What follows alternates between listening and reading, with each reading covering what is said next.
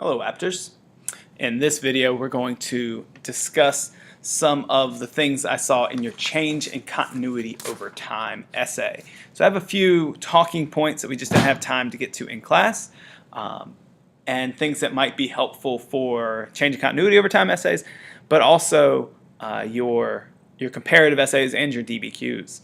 I think many of the things we'll go over will help with all of these.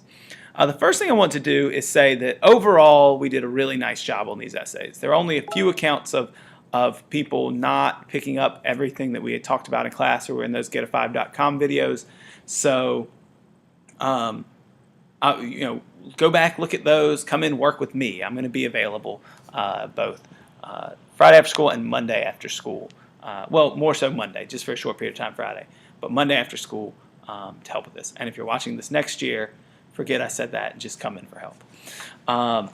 So let's think about first of all, the rubric, how this was graded. There were 7 points total before you could get expanded core points. And the first thing you had to have was your thesis statement. All right. So we know we had to have this, and when I would see scores below a 4, usually it was because they did not get a thesis point. That was something that drives your essay. It gives you something to write about. It makes it very clear for the reader what's coming.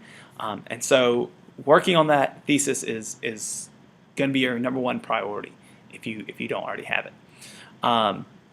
What does the thesis need? Well, in this essay, it needed these 5 things. It's a change of continuity over time essay. So you need the dates, which were 1450 to 1750, the region. This was a global system, so you could really choose any region. You could mention global system, but for the changes and continuities, you need to be a little bit more specific about what region you're talking about in the world.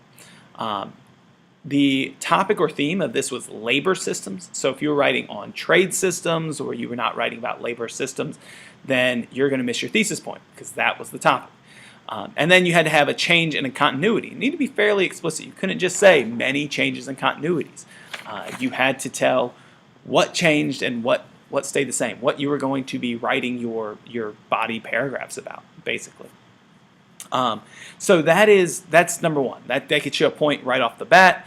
Almost everybody got the thesis point. The next thing you had to do was address all parts of the question. You had to address both change and continuity. There you go. Real zoom in. And you had to keep it within the time period, 1450 to 1750. I dug a little bit for this, but I did find in most essays people addressing both changes and continuities. You would not have gotten the point if, say, your change or continuity happened outside the time period or consisted of incorrect information.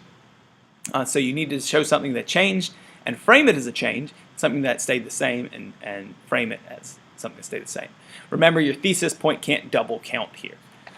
So just because you address it in the thesis and don't write anything else, you're not getting 3 points for that thesis. For each of those change of continuities, you need to have appropriate historical evidence to figure out or to show me that you knew about this and you could prove that change.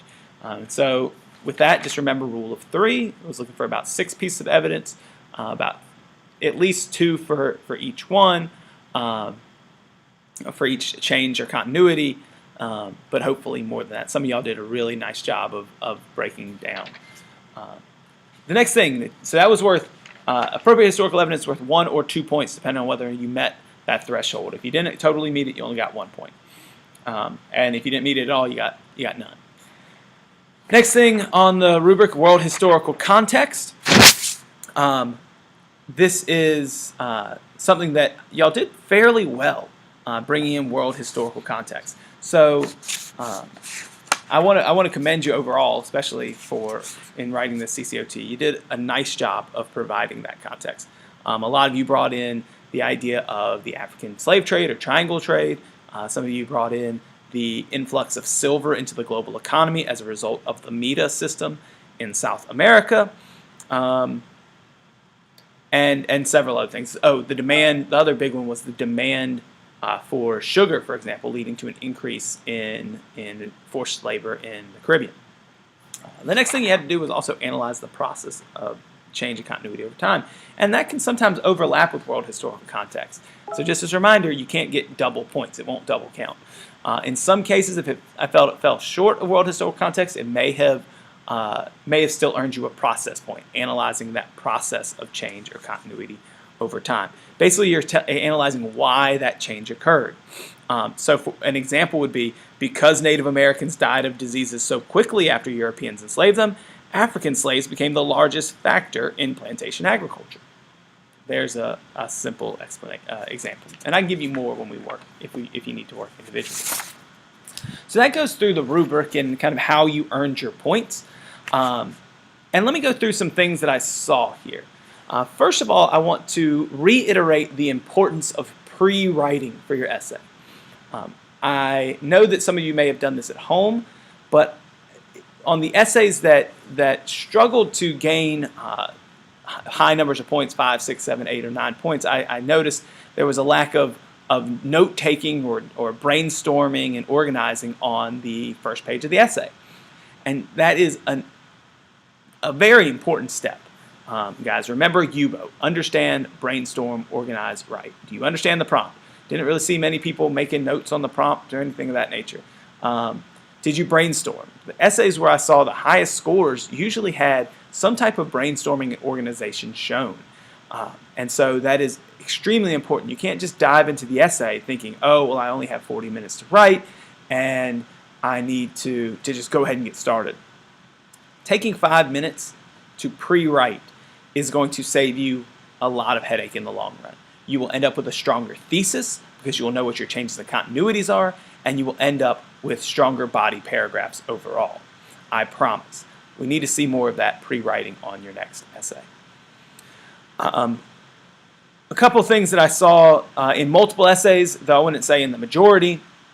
Writing within the time period. Some people wanted to link their context outside of the time period, or they wrote about a change perhaps that did not occur in the time period, and that won't earn you any points. That's writing basically off topic. The essay prompt clearly says, analyze continuities and changes in labor systems in the global system within the period 1450 to 1750. So if it's out of that time period, I wrote a note on there.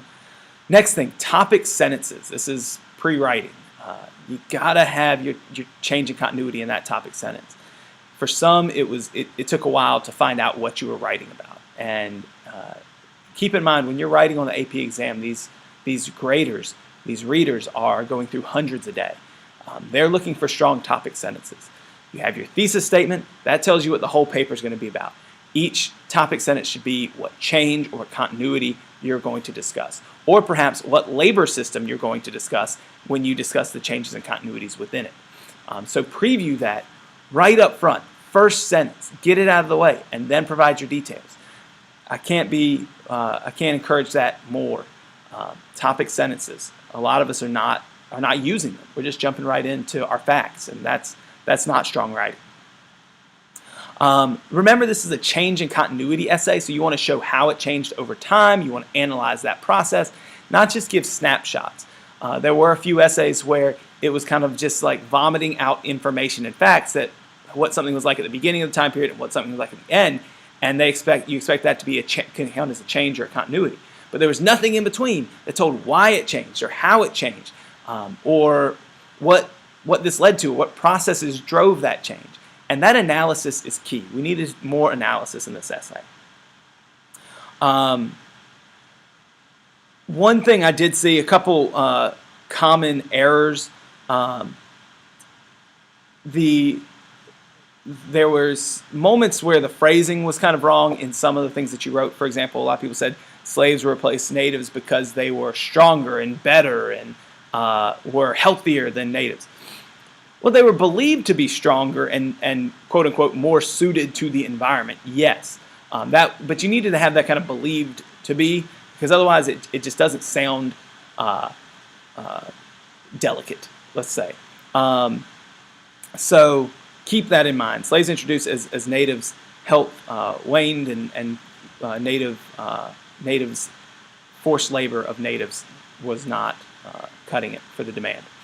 And then the other one that I saw was a misunderstanding, I think, of the encomienda system. It originates in Spain during the Reconquista and then is brought over to the New World, particularly Mexico, to be a forced labor system in that region. it does not develop out of the META system. The META system is developed from an Inca forced labor system where basically labor is a tax. The META was used primarily in mining. The encomienda system in agriculture. Encomienda system does come to an end during this time period as a result of new laws that are introduced by the Spanish because the system is so harsh, and it is largely replaced by a hacienda plantation system or slavery in some places.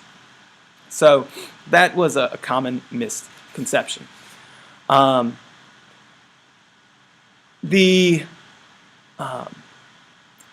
In your writing, you definitely clearly showed in most cases that you knew what the systems were and how to define those systems. You don't always have to define them quite in as much detail. In some cases, half the paragraph was a definition of what the labor system was, and it was not a discussion of what changed and what stayed the same in the labor system. And remember, this is a change in continuity over time essay, not a fact essay necessarily. Yes, facts are important, but again, focus more on those changes and continuities. And in doing so, make sure to use words that indicate change in continuity. You can say changed or continued or remained or for more change words, shifted from one to another. But use words that signal that change. When I'm reading and when readers are reading, they're looking for those words. And the get5.com video gives you a good list of those words that signal changes or continuities. As far as improving over time, next year when you write an essay, if you write a change over continuity, change in time, CCOT, there is going to be some element of argumentation. One occurs more than another. So you could say, the institution of slavery continued. Even though the institution of slavery continued, the expansion of slavery in the time period was a major change. So you're going to want to kind of say one is more than the other, perhaps, because that's going to be something coming down the pipe next year. So you might want to go ahead and get that started practicing that this year. Overall, though, I have to say, really nice job on these essays. I thought you did really well as a group. I had a lot of higher scores. To get expanded core points, you had to make a 7 right away. Or from your essay, but then you also had to have clear analytical and comprehensive thesis, which I saw out of many students. You had to understand all the issues surrounding the question. If you offered really good analysis or ample historical evidence, or had multiple changes in continuities and addressed the question fairly evenly, you also could have gotten expanded core points, which many of you did. That's it. Those are my key points from my readings of your essays. So if you have any more questions, please come talk with me, email me. I will be available after school Monday until about 4:15. I do have a meeting, but come to me at lunch if you need, or if you have seminar 3rd or 6th period. I'll make sure to avail myself to you to talk about your essays. All right, guys, have a good day.